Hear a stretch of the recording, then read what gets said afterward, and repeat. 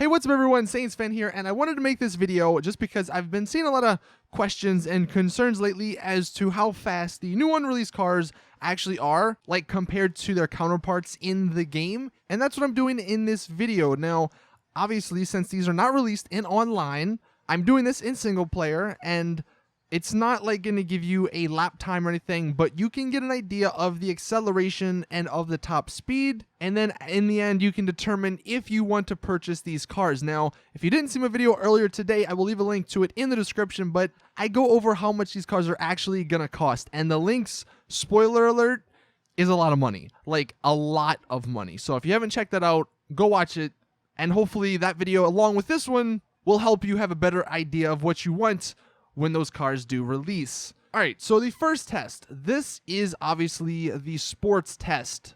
We have the Masacro race car in the top left, we have the new Lynx in the top right, and we have the Tampa Drift at the bottom. Now again, since I don't have anyone else to race against, this is just me going straight down the airport strip, and when I hit a certain point at the end of it, that's when I stop it, and you can see the time it took for me to go from start to finish. Now, as you saw, both the Masacro and the Tampa Drift got out to really good starts because both of them are all-wheel drive cars. The Lynx is actually a rear-wheel drive car, so you're not going to get those really good starts. But in this test, the Masacro race car actually finishes first. Not by much, but by a good second.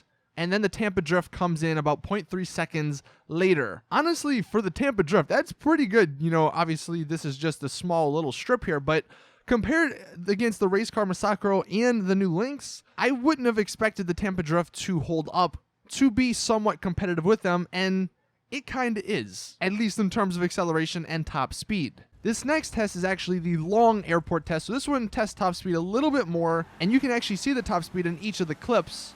One thing you'll notice about these clips in particular is that in the long run, the Tampa Drift is not that great. Its top speed seems to be only like 108 miles an hour, where the Lynx and the Masacro race car are about 115 to 116 miles an hour. So top speed definitely not going towards the Drift, but honestly, the Drift, it probably handles a lot better just because it's got the Drift name in it. As for the race car Masacro and the Lynx, yet again, the race car Masacro beats the Lynx. And again, it beats it by almost a second. What's crazy about this is that the Lynx, like I said, it costs a ton of money. And the fact that, at least in these tests, it's not better than the race car Masacro, that is really unfortunate, because I don't know if people are going to shell out that much money for this car if it's not the best in its category. I mean, I think the Masacro race car only costs like $300-something thousand. So if you can get the best sports car for that price, why would you get any of these other ones? So final thoughts on the sports cars. The Drift Tampa, even though it's not the best, and that was kind of to be expected, I still think it might be one of the best values for your dollar, even though it is like $1 million. For what you're getting, it's a really awesome looking car, great new sounds. I love the liveries on it, and the fact that it's somewhat competitive in the sports category, I think that's what's really shocking to me with these acceleration and speed tests. The Lynx, on the other hand, is really disappointing. I mean, yeah, it's like right behind the Masacro race car, but it's $1.7 million.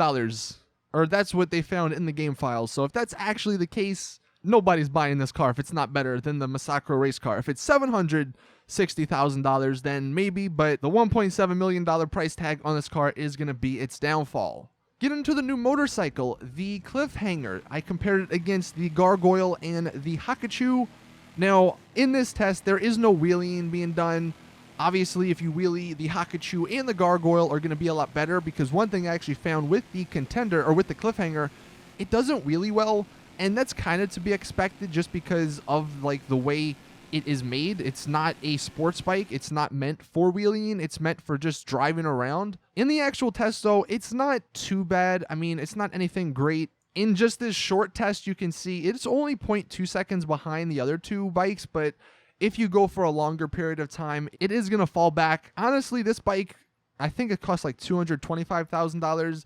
I would only purchase this one if you're a hardcore biker and you just want some variety. Other than that, though, I don't know if that bike is worth it. And then the last one I wanted to show you guys, just in case anyone was wondering, not that this matters that much, but the new SUV/truck, the Contender. I compared it against the Huntley just because I think that's one of the top SUVs. I could be wrong, but just in the airport strip race thing, it actually does better than the Huntley by 0.4 seconds. It actually has a better acceleration. It is all-wheel drive, so you are going to get a better start if that's something that matters to you. This one's like $250,000. Is it worth it? I don't know. That's not that much money. And if you want like a new truck, then maybe. But other than that, I don't really see a purpose for this vehicle. That is it, though, with the speed test. I didn't really know how to test the Dune, so I'll just wait until that comes out to see what purpose it actually has, and then I'll do some testing. But at least you got an idea of the bike, the new truck, and the 2 new sports cars. Let me know in the comment section what you guys think about them. Are you disappointed in anything? Are you now maybe a little bit more optimistic about a certain car that you've seen its performance somewhat? Let me know in the comments. Anyway, drop a like, subscribe, all that stuff. See you all in the next one. As always, it's your boy Saintsfan. I'm out. Peace.